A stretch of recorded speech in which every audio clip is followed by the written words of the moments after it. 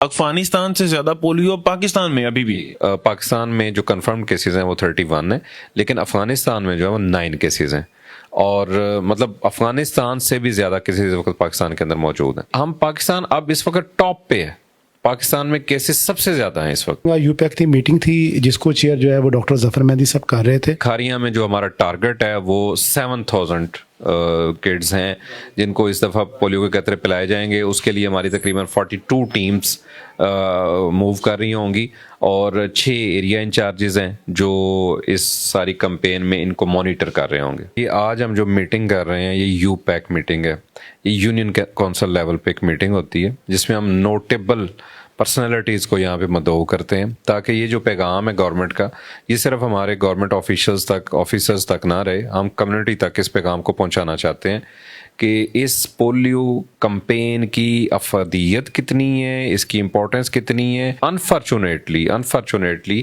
ہم اس وقت ٹاپ پہ ہیں۔